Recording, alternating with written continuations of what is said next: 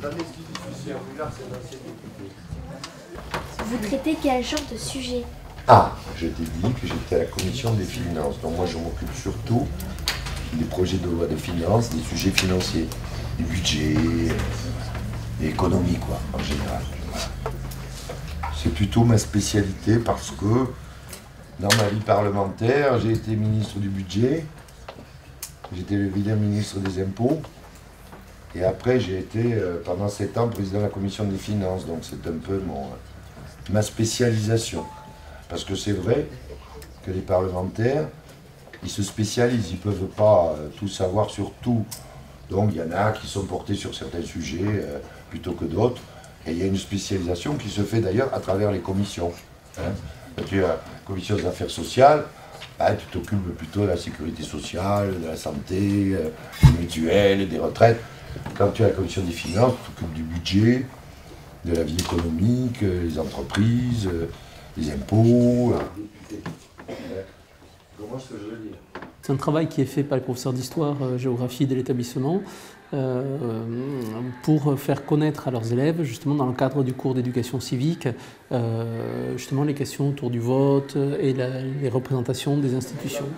Dans le programme, donc chaque année, ils essaient de varier un petit peu en faisant venir des... alors d'habitude, ils ne font pas venir des personnes, mais cette année, ils ont fait venir Madame Servière, conseillère générale la semaine dernière, et Monsieur Emmanueliste cette semaine. Je crois que vous avez vu leur réaction, donc ils sont très intéressés par ce qui se passe, voilà, ça leur fait vivre en fait la politique et ça leur fait mieux comprendre. Après, quand on revient dessus en cours, les fonctionnements. Et il y a les projets de loi, ça c'est quand le gouvernement fabrique une loi lui-même. Hein. Et l'essentiel, sous la Ve République, ce sont des projets de loi, c'est-à-dire qui viennent du pouvoir exécutif du gouvernement. Le pouvoir exécutif du gouvernement, tout ça c'est la même chose. Le pouvoir exécutif, il y a le président de la République, le gouvernement,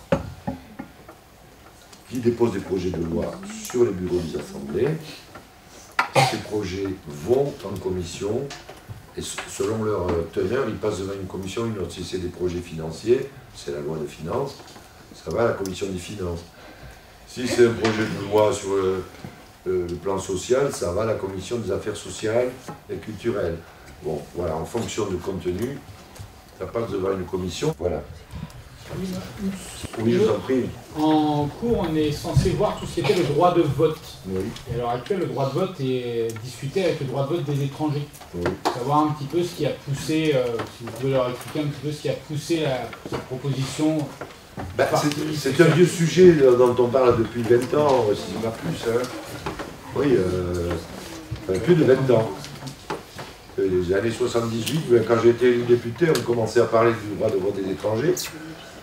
Pour une raison simple, c'est que d'abord il y a des pays européens où ça se fait. Alors quand on parle du droit de vote des étrangers, il faut faire attention.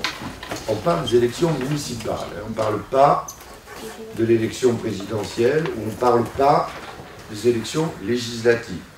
On parle des élections dans les conseils municipaux ou éventuellement dans les conseils généraux, pourquoi pas. Et l'idée c'est de dire, mais ce sont des jeunes qui travaillent comme les autres, qui paient des impôts comme les autres, il n'y a pas de raison qu'ils ne participent pas au choix des élus locaux qui après s'occupent de la ville dans laquelle ils habitent. Et il y a évidemment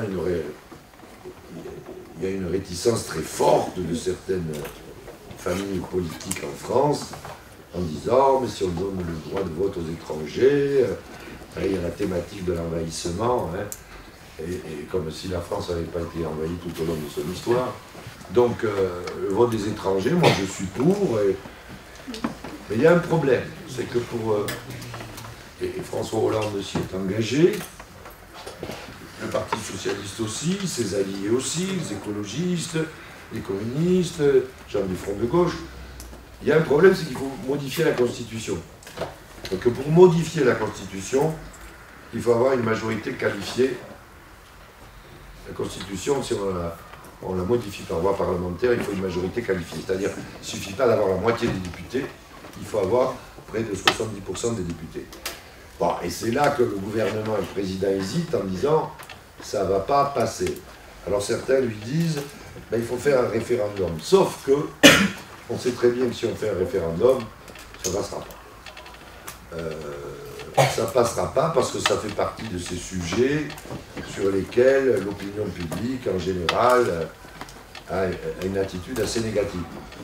Donc ce sont des sujets compliqués sur lesquels c'est le rôle, à mon avis, du Parlement d'être un peu à l'avant-garde. Mais là, il y a la majorité qualifiée à passer. Ben, je fais ça tous les ans, à la demande des professeurs. Je pense que ça fait partie du rôle d'un député, d'aller devant les jeunes dans les collèges pour répondre à leurs questions.